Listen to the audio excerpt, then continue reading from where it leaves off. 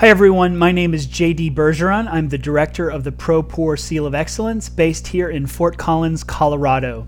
I'm here today to welcome you and say thank you very much. We're looking forward to our collaboration with the Pakistan Poverty Alleviation Fund and Pakistan Microfinance Network to conduct 2 beta tests in Pakistan at microfinance institutions doing work serving poor people in Pakistan.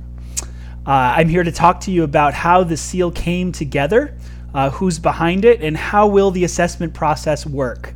The slides will hopefully be being shown while I speak, so I'll be referring to pictures. Hopefully that gets to happen, but I'll try to be descriptive in case that doesn't work out.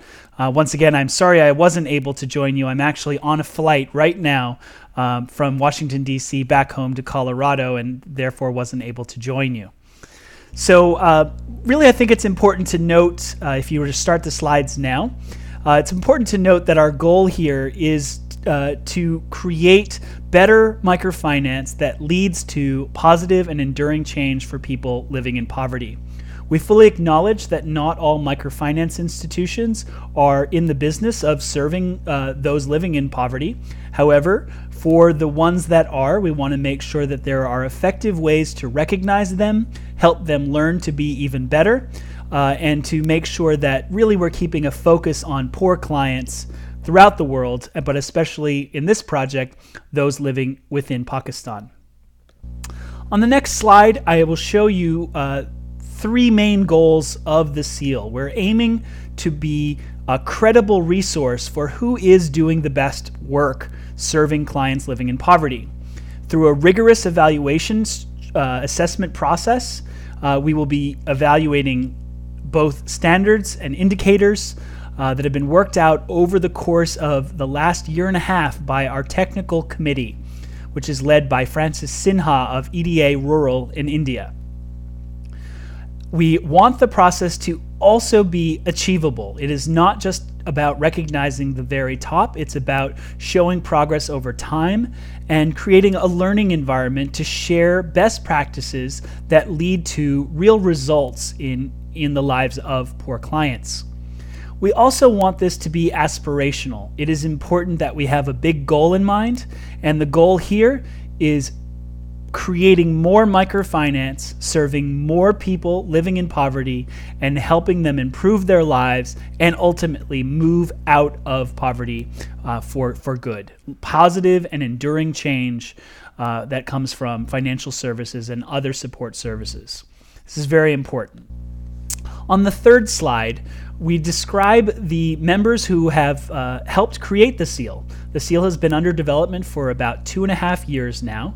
Some of the initial steering committee members were the Microcredit Summit Campaign, Kiva, the Grameen Foundation, and Freedom from Hunger. You can see on this slide, however, that there are a number of other industry stakeholders involved, including investors, donors, support organizations, even practitioners who serve as our advisors to make sure that everything that we do is practitioner friendly. And we have a technical advisor in the mix market. We're hoping that through our community of practice, we will broaden the involvement of the community and hope to see some of your names on the list before long. On the next slide, I go briefly through our methodology. It's based on a set of indicators that can be broken into 3 broad categories. Qualifying indicators, which are the baseline, financial sustainability, client protection through the SMART campaign, and universal standards of social performance management launched last June by the Social Performance Task Force. The seal is completely compliant and compatible with the other initiatives and is designed to make one simple roadmap through all 3 of these processes: client protection, social performance management, and then pro-poor microfinance, so that any institution with this mission will have an easy to follow, step-by-step process to improve their practices. The core indicators answer 2 main questions. What kind of poverty outreach are you doing? How many clients are living below the poverty line? And what evidence can you provide of that? And the second question is, what kinds of appropriate and high quality financial services are you providing to these clients such that their lives are improving? And with what evidence do you support their claim?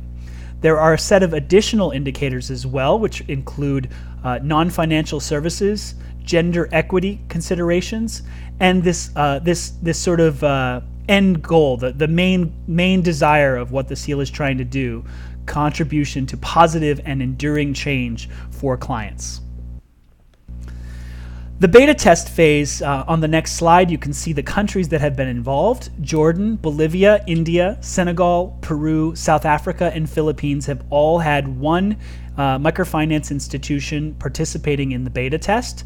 Pakistan is our latest addition, thanks to the incredible work of Pakistan Poverty Alleviation Fund and the Pakistan Microfinance Network.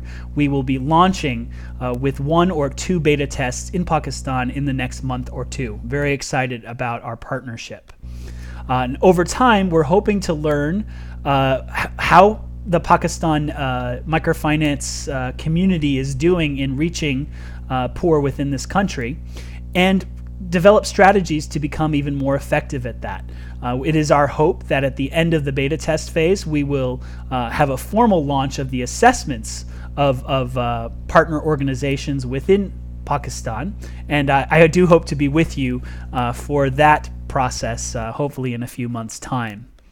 I think it's important to quickly go through the roadmap. There are various levels. The first level is just showing a commitment, and you can see the standards that fit under there.